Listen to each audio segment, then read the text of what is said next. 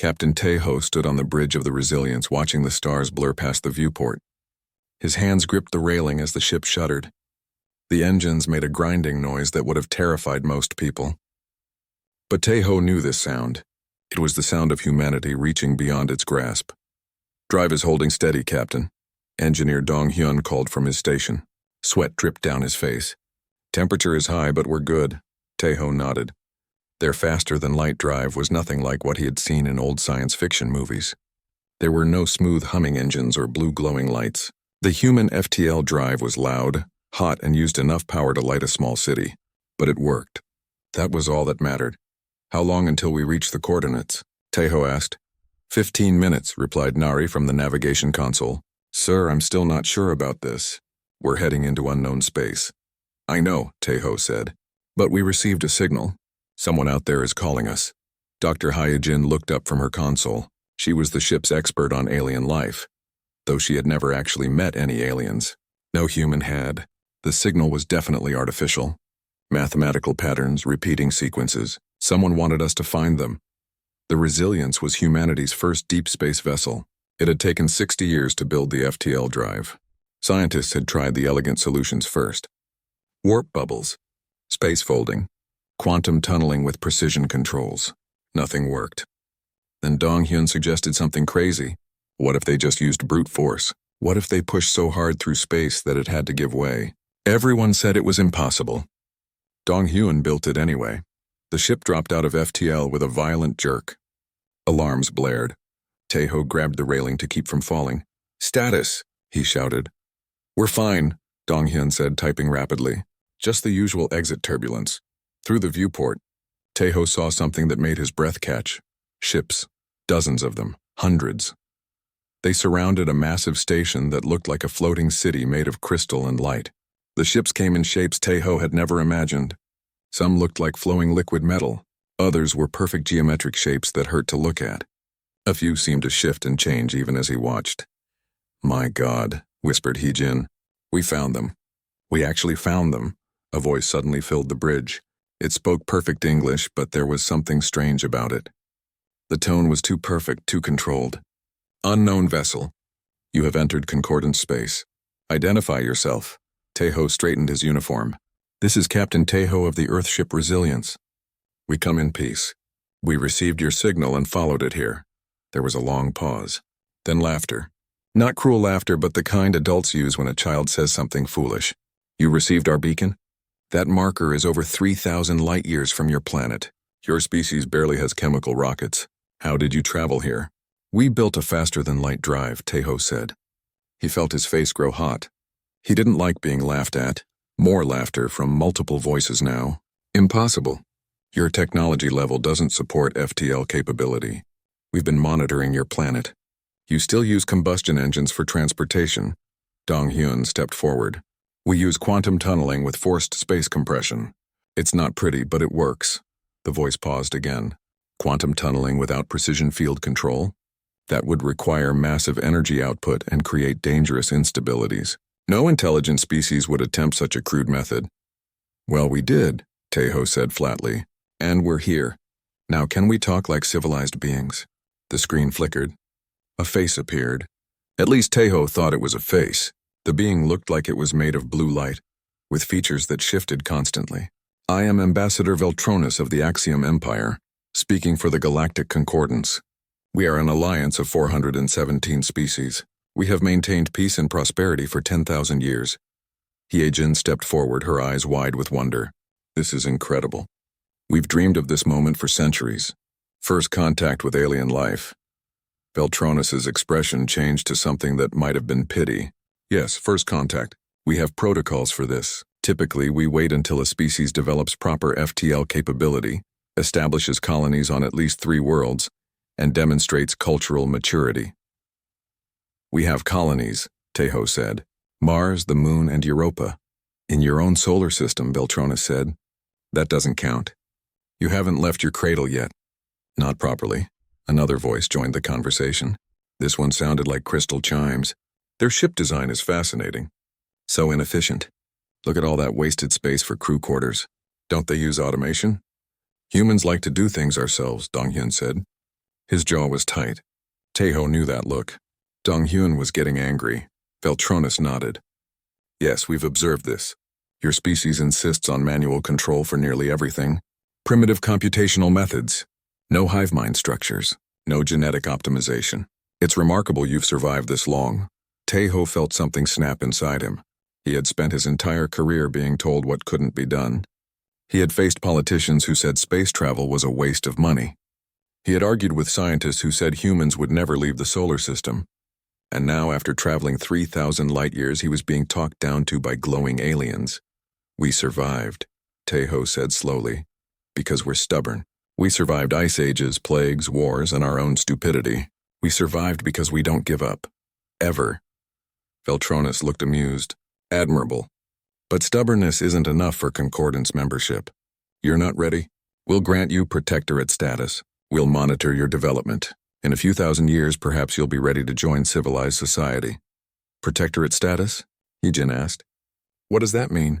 It means we'll keep others from interfering with your development. Think of it as a sanctuary. A place where children can grow without being harmed by the wider galaxy. Taeho felt his hands curl into fists. We're not children. Compared to us, you are, Veltronis said. However, if you truly believe otherwise, we can offer you a chance to prove yourselves. Complete a task that demonstrates you're ready for membership. What kind of task? Taeho asked. Veltronis smiled. It was not a kind smile. We'll inform you within your solar cycle. Return to Earth, wait for our message. If you succeed, we'll reconsider your application. If you fail, he paused. Well, at least you'll have tried. The screen went dark. The Resilient sat alone in space, surrounded by hundreds of alien ships. None of them moved to greet the humans. None offered help or friendship. Taeho looked at his crew. They all wore the same expression: anger, humiliation, determination. Take us home, Taeho said quietly. Whatever task they give us, we'll complete it. We'll show them what humans can do. Dong-hyun grinned. Captain, I think they just made a big mistake. What's that? Taeho asked. They made us angry. Nothing makes humans work harder than someone saying we can't do something. The Resilients turned toward home. Behind them, the galaxy laughed. But Taeho knew something the aliens didn't. Humanity's greatest achievements had always come when the odds were impossible. They thrived on challenges. They lived for proving others wrong. The galaxy had laughed at them. Soon, Taeho thought, the galaxy would learn to respect them instead. 6 months passed. Earth waited. Politicians argued. Some wanted to ignore the aliens completely. Others wanted to prepare for war. Most just wanted to forget the whole embarrassing encounter. Admiral Bora sat across from Taeho in the military command center. She was old, her hair completely gray, but her eyes were sharp. Tell me again what they said. They called us children, Taeho replied. They laughed at our technology. Then they promised to give us a test. Bora leaned back in her chair. And you think they'll actually give us a fair chance? No, Taeho said. I think they'll give us something impossible. Something designed to make us fail. Then why wait for it? Because if we don't try, we prove them right. The message came 3 weeks later. It appeared on every screen on Earth simultaneously. Veltronis's glowing face filled billions of displays. Humans of Earth. We have determined your trial. In the galactic north sector, there is a region called the Shattered Nexus. 3 black holes orbit each other, creating gravitational chaos. At the center is a data core from an ancient civilization. For 2,000 years, no species has successfully retrieved it. Retrieve the core and we'll grant you full membership. Fail and accept your place as a protectorate species. The screen went dark. Taeho stared at it for a long moment. A suicide mission, Dr. Hyjin said quietly. She had been standing behind him. They're asking us to fly into a death trap. They're asking us to prove we're worth their time, Taeho corrected. There's a difference. Yejin pulled up data on her tablet. I've been researching the Shattered Nexus, Captain. No one has survived going in there. The gravitational forces tear ships apart. Space itself is unstable. Even light behaves strangely. Then we need to figure out why everyone fails, Taeho said. There has to be a way. He assembled a team. Dong-hyun came immediately. I wouldn't miss this for anything, the engineer said. He volunteered as pilot. Jae-sung, a young mathematician who worked with the space program, joined them. He was quiet, barely spoke, but Taeho had seen his work. The boy saw patterns everywhere. They studied everything they could find about the Nexus. The Concordance had sent data, probably expecting humans to give up once they saw how dangerous it was. But Tejo noticed something. Every failed mission used the same approach. They tried to calculate a safe path through the gravitational chaos. They used powerful computers to predict the forces and navigate carefully. Every single one failed. "They're approaching it wrong," Jae-sung said one day. He was staring at multiple screens covered in equations. "They're trying to predict chaos. You can't predict chaos. That's what makes it chaos. So how do we navigate it?" Tejo asked. Jae-sung looked up. His eyes were bright. "We don't predict it. We ride it like surfing a wave. You don't calculate where the wave will go. You feel it and adjust in real time." Dong-hyun frowned. "Our computers can't process that fast. The variables change every millisecond. But human brains can," Hee-jin said slowly. She was reading something on her tablet. "I found research on ancient navigation. Before GPS, before computers, humans navigated by feel, by intuition. Our brains are actually very good at processing chaotic information." "The aliens don't do this?" Tejo asked. "Most species we've encountered rely completely on computer systems. They've optimized themselves for different strengths. We're the weird ones. We still trust our instincts." Jae-sung nodded eagerly. "The concordant species are more advanced. They don't need intuition because their computers are so good. But in the Nexus, computers can't keep up. The chaos changes too fast. So we need a human to navigate," Tejo said. "Someone with good instincts." Everyone looked at Nari. She had been quiet, listening. Now she smiled. "You want me to fly blind through the most dangerous region in the galaxy?" "Yes," Tejo said. "Can I ask why you think I can do this?" "Because I've watched you fly. You don't think about it. You just do it. You feel where the ship should go." Nari was quiet for a moment. Then she nodded. "Okay, I'll do it. But I need the ship modified. I need direct control. No computer assistance." "That's insane," someone said from the back of the room. It was Hyunwoo, the medical officer. "Direct neural interface? The stress could kill her." "The Nexus will definitely kill us if we fly it the normal way," Nari said. "I'll take my chances." They spent 3 months preparing. Dong-hyun rebuilt half the ship's systems. Instead of computers making decisions, they became advisors. The humans would make the final calls.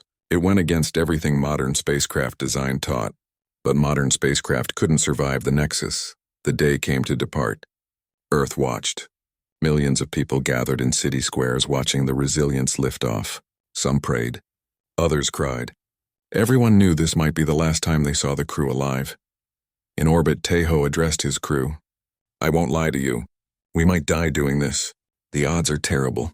But if we don't try, humanity stays in a cage. We stay cosmic children, watched over by species that think we're too primitive to matter. I can't accept that. But if any of you want to leave, now's the time. No shame in it." No one moved. No one spoke. They all stayed. Tejo felt pride swell in his chest. "Then let's show the galaxy what humans can do." The Resilience engaged its FTL drive. The galaxy passed in a blur. 3 weeks later, they arrived at the Nexus. It was beautiful and terrible.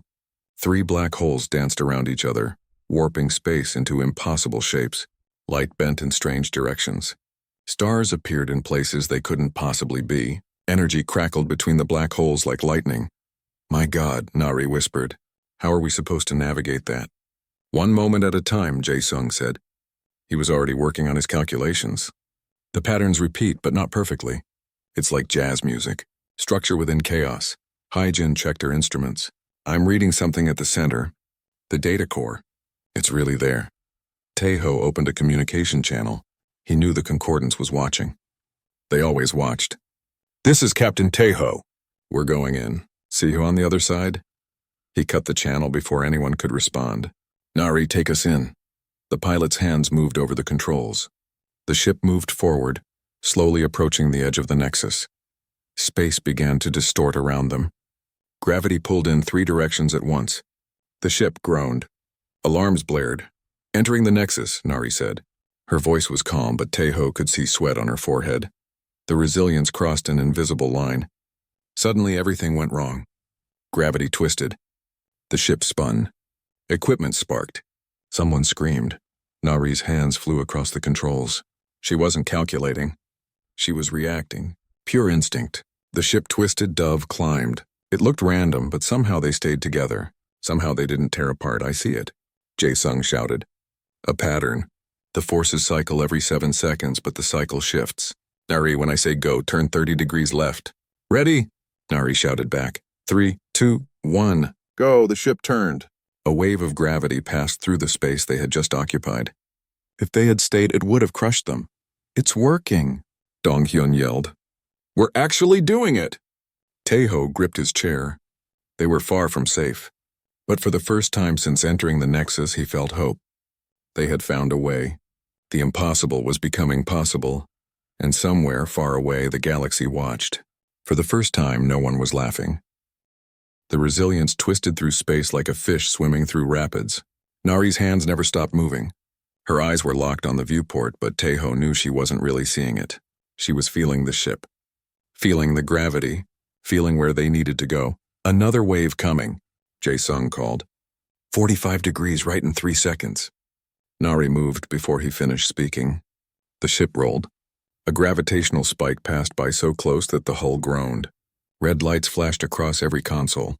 Hull stress at 70%, Dong-hyun reported. His voice was tight. Captain, we can't take much more of this.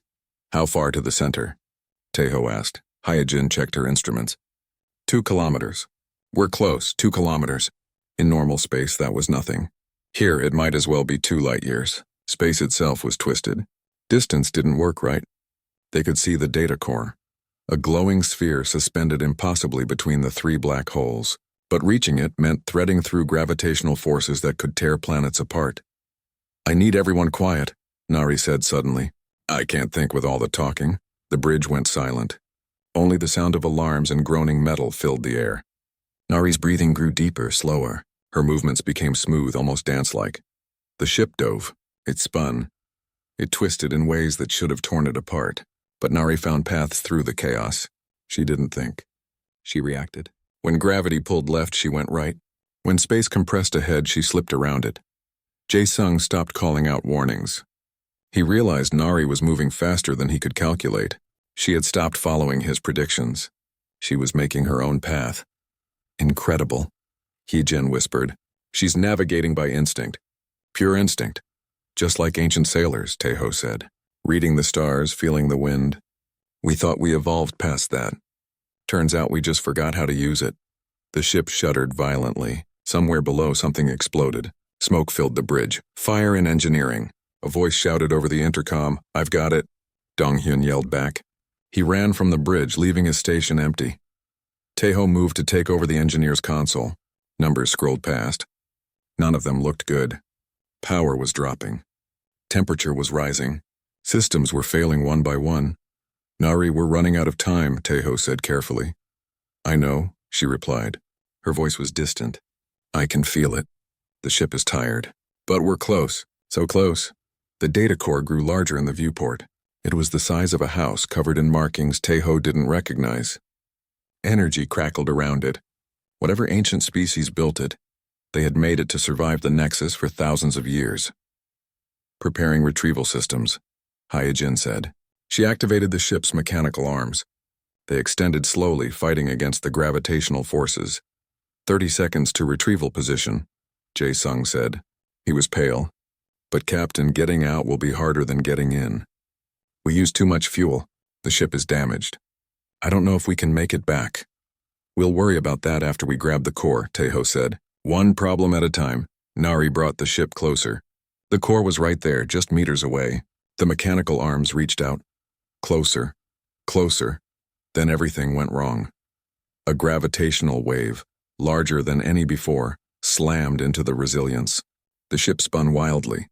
Alarms screamed. The mechanical arms tore away, tumbling into the void. Equipment exploded. The lights went out. Emergency red lighting kicked in, making everything look like blood. We're caught, Nari shouted.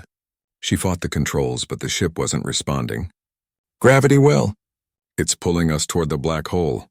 Taeho felt his weight increase. The gravity was getting stronger. They were being pulled in. Dong-hyun's voice crackled over the intercom.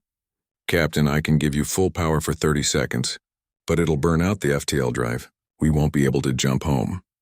Taeho made the decision instantly. Do it, all power to engines. Captain, wait. Hee-jin protested. If we burn the FTL drive, we're stranded. If we die here, being stranded won't matter. Donghyun, do it now. The engines roared. Power flooded through the ship. The Resilience lurched forward, fighting against impossible gravity. Metal screamed. Bulkheads buckled. But slowly, inch by inch, they pulled away from the black hole. Nari aimed the ship straight at the data core. If we only get one shot, I'm taking it. The Resilience slammed into the core at full speed. The impact threw everyone forward. Taeho hit his console hard. Stars exploded behind his eyes. When his vision cleared, he saw the data core embedded in the front of the ship. They hadn't retrieved it elegantly. They had just crashed into it. Did that work? Someone asked.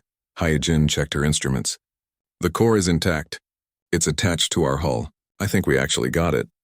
Great, Donghyun said over the intercom. Now how do we get out? The FTL drive is dead. Everyone looked at Taeho. He stared at the viewport, thinking fast. The Nexus churned around them. Without FTL, they couldn't jump away, and their normal engines didn't have enough power to escape the gravity. Then Jae-sung spoke up. His voice was quiet but excited. Captain, I have an idea. It's crazy, but everything we've done is crazy. Talk, Taeho said. The black holes orbit each other. That creates momentum, energy. What if we use it? What if we let the gravity pull us, then use that speed to slingshot out? That's suicide, Hyunwoo said. The medical officer had come to the bridge. He had burn marks on his arms. One mistake and we get pulled in. One mistake and we die anyway, Taeho said. We're out of options. Nari, can you do it? The pilot looked at the swirling chaos outside. She was exhausted. Her hands shook, but she nodded. I can try. That's all I ask. Jae-sung, plot the course. Everyone else hold on to something. The next 10 minutes were the longest of Taeho's life. Nari flew them directly toward one of the black holes. Gravity grabbed them like a giant hand. They accelerated faster and faster. The ship rattled so hard Taeho thought his teeth would shake loose. Almost there, Jae-sung said. He was watching his calculations. 3 seconds, 2, 1. Now Nari fired every engine at once. The ship turned violently. They skimmed past the black hole's event horizon so close that space turned strange colors. Then they were flying away faster than they had ever gone. The gravity had flung them like a stone from a slingshot. The Nexus fell away behind them. They were clear. They were free. The bridge was silent. Then someone started laughing. Then someone else. Soon everyone was laughing, crying, hugging each other. They had done it. They had survived the impossible. Taeho opened a communication channel. This is Captain Taeho. Mission accomplished. We have the data core. Requesting coordinates for concordance space. The response came quickly. It was Veltronis. His glowing face appeared on the screen, but he wasn't smiling anymore. He looked shocked. You actually did it. In 2,000 years, no one has retrieved that core. How? We're human, Taeho said simply. We don't give up ever. Your ship is damaged. Your FTL drive is offline. How will you return? We'll figure it out. We always do. Veltronis stared at them for a long moment. A rescue ship is being dispatched. It will tow you to concordance space. The council wishes to see you immediately. The screen went dark. Donghyun appeared on the bridge, covered in soot and grinning. Did we just make aliens speechless? I think we did, Taeho said. He looked at his crew. They were battered, exhausted, and victorious. Good work, everyone. Get some rest. Tomorrow we meet the council. Think they'll apologize for laughing at us? Nari asked. Taeho smiled. I doubt it, but I bet they'll never laugh at humans again. The Concordance Council chamber was enormous.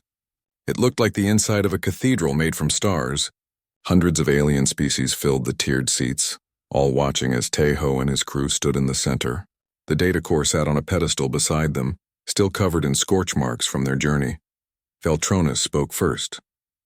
His glowing form seemed dimmer than before. Captain Taeho, you have completed an impossible task. The council acknowledges this achievement. Thank you, Taeho said. He kept his voice neutral. Around him, his crew stood tall despite their exhaustion.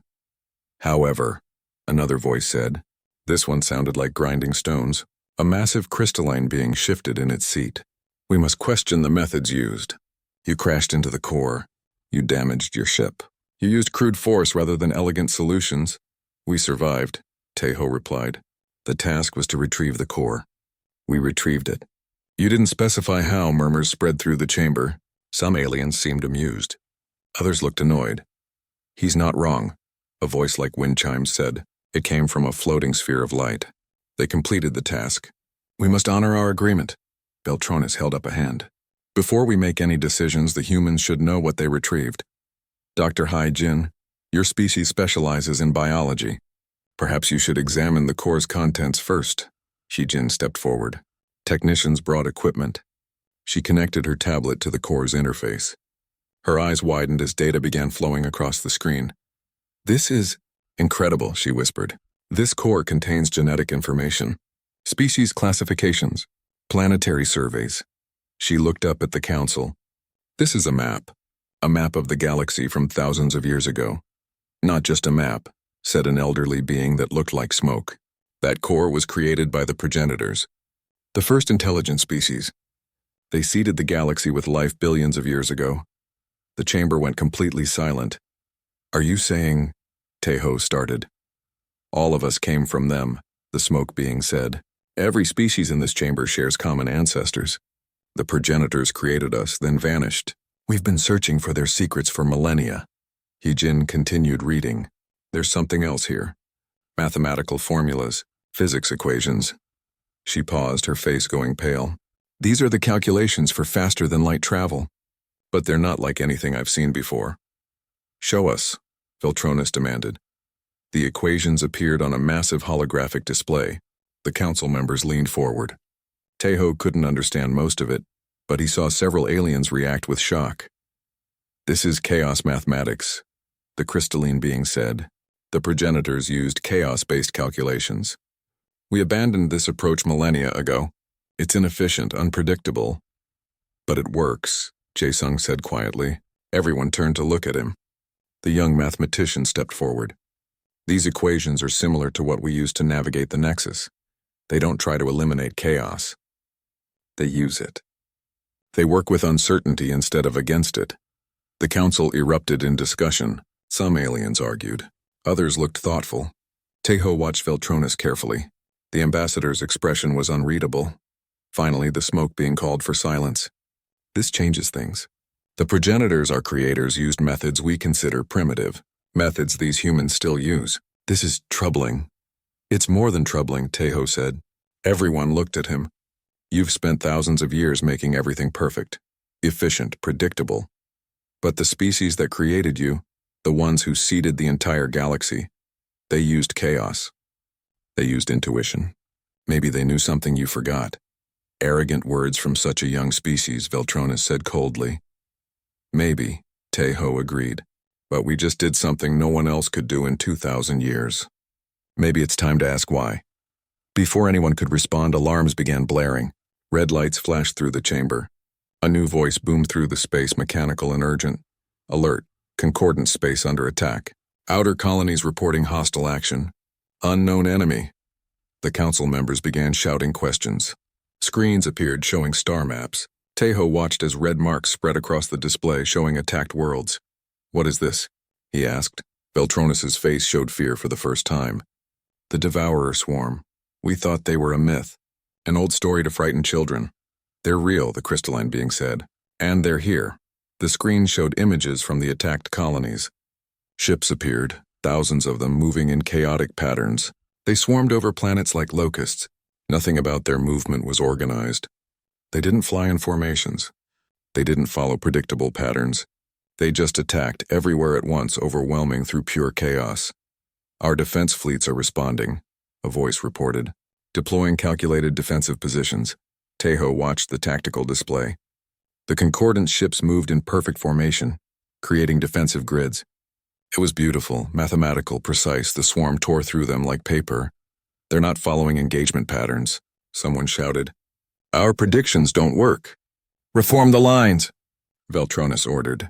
Calculate their attack vectors. We can't, another voice cried. They don't have attack vectors. They're just attacking from everywhere. Teho saw the problem immediately. The concordants had optimized everything for efficiency. Their tactics were based on prediction and calculation. They expected enemies to be logical. The swarm wasn't logical. It was chaos, Ambassador Veltronis, Teho said loudly. Let us help. The glowing being turned to him. What? We can fight them. We understand chaos. We live in it. That's what you've been mocking us for. You have one damaged ship and a handful of crew members. What can you possibly do against thousands of enemy vessels? More than you think, Taeho said. He looked at his crew. Donghyun nodded. Nari smiled. Heejin looked determined. Contact Earth. Tell them we need Admiral Bora and every ship she can send, fast. Your fleet is primitive, Veltronis said. They'll be destroyed. Maybe, Taeho said. Or maybe your definition of primitive is wrong. You wanted to see if humanity deserves to join your concordance. Here's your chance to find out. The council members looked at each other, the smoke being spoke. We are dying out there. If the humans can help, we should let them try. Veltronis was silent for a long moment. More reports came in. More colonies falling. More ships destroyed. Finally, he nodded. Very well. Send the message to Earth, but know this, Captain Taeho. If you fail, humanity's chance at membership ends forever. And if we succeed? Taeho asked. If you succeed, Veltronis said quietly, then perhaps we've been wrong about many things. Taeho turned to his crew. Get the Resilience repaired. We have work to do. Within hours, Admiral Bora received the message. She stood in Earth's command center reading the report. Around her, military officials argued about what to do.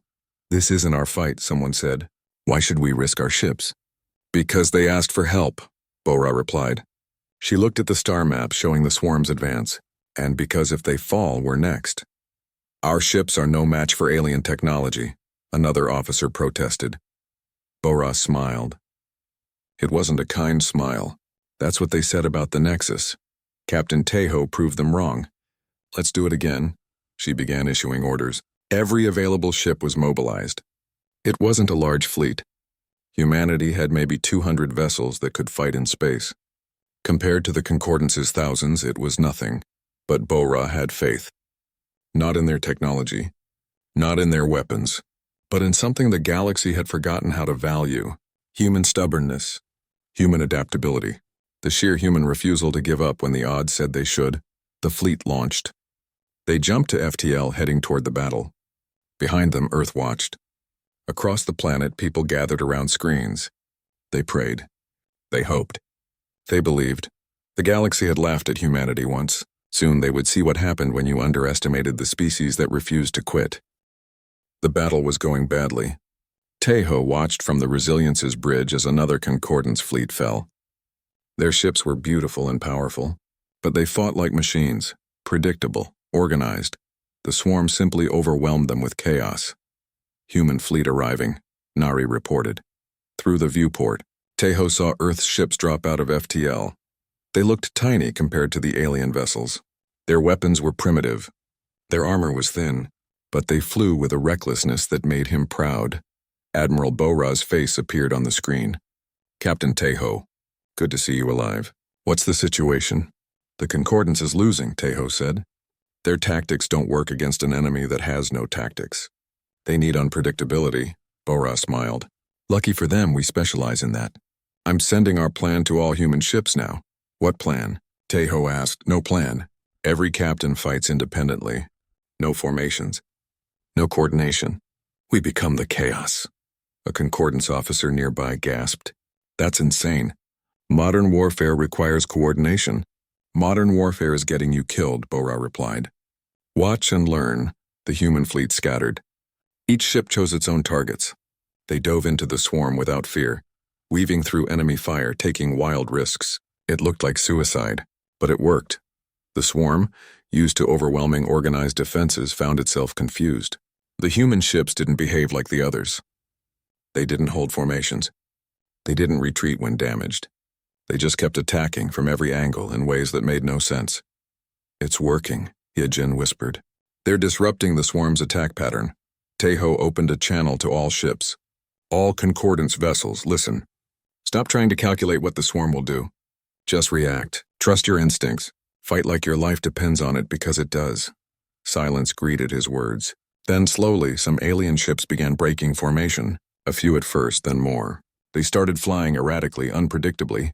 It went against everything they had learned, everything they believed about proper combat. But it worked. Lieutenant Yunji, commanding one of Earth's frigates, saw an opening. A cluster of swarm ships had grouped together, probably by accident. She didn't calculate odds. She didn't ask permission. She just dove straight at them, firing everything. Her ship took damage. Shields failed. Hull breached. But she destroyed 6 enemy ships before pulling away. Her crew cheered even as they patched holes with emergency foam. "This is insane," someone yelled over the general channel.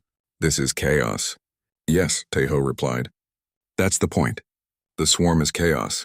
You can't beat chaos with order. You beat it with different chaos." Dr. Sung-min had been studying the swarm from the Resilience.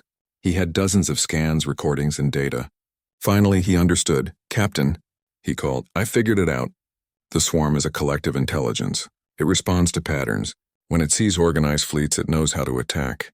But when it sees disorder, it gets confused. It can't predict what we'll do if we don't know ourselves. So we need to be even more unpredictable," Taeho said. "Understood." He took control of the Resilience. Dong-hyun had repaired enough systems to fly, though the ship groaned with every maneuver. Taeho flew straight into the thickest part of the battle. He spun the ship, dove, climbed, moved in patterns that made no mathematical sense, and the swarm couldn't touch him. Nari, watching from the navigation console, understood. "It's like the Nexus, you're navigating through chaos by becoming chaos."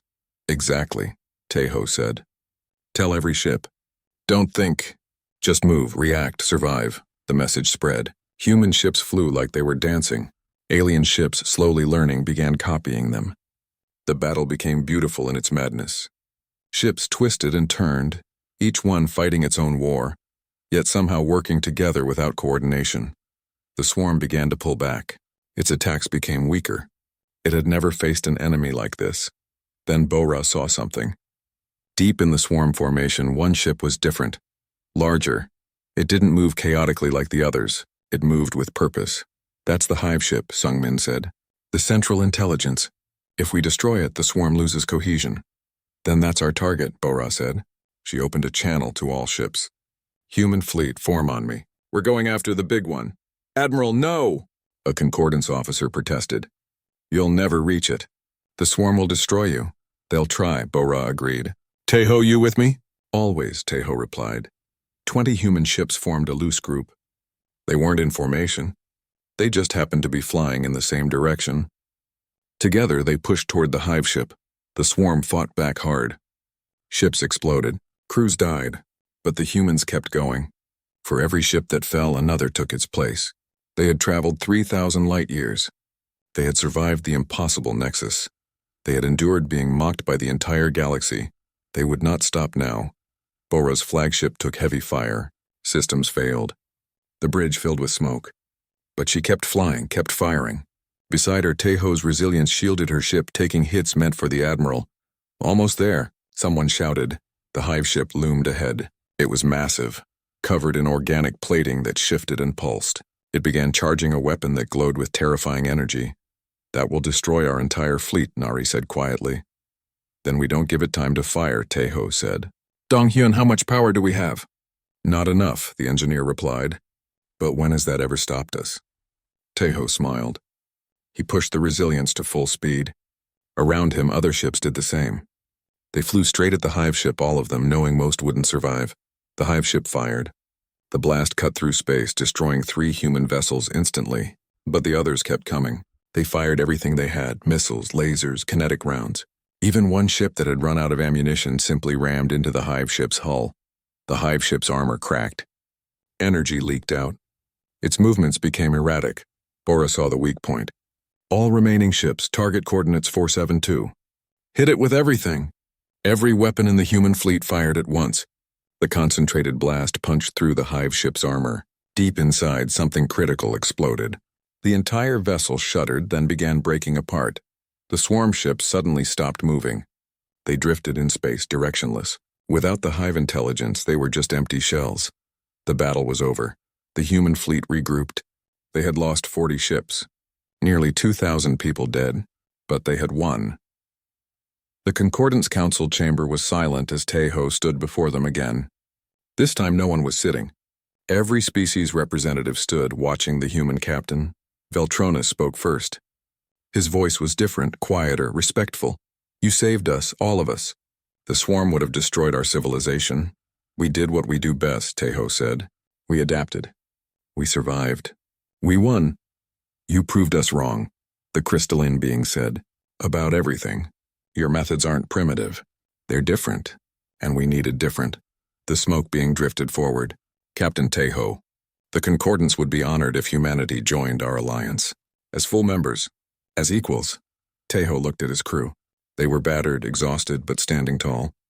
He thought about Earth, watching from far away. He thought about all the humans who had died making this moment possible.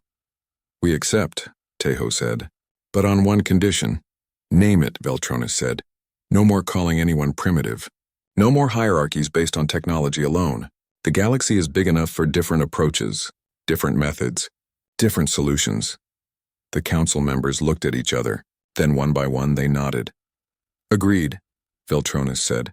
Welcome to the Concordance, humanity. Welcome as our equals. Months later, Tejo stood in a new building on Earth. The Chaos Academy, they called it. Aliens came from across the galaxy to learn. Not technology, not weapons, but something the Concordance had forgotten. How to trust instinct. How to adapt. How to face the unknown without fear. A young alien student approached him. It looked like living water. Teacher Tejo, I don't understand. Why do humans value chaos? Tejo smiled. We don't value chaos. We value adaptability. The universe is unpredictable. You can't calculate everything. Sometimes you have to react, feel, trust yourself.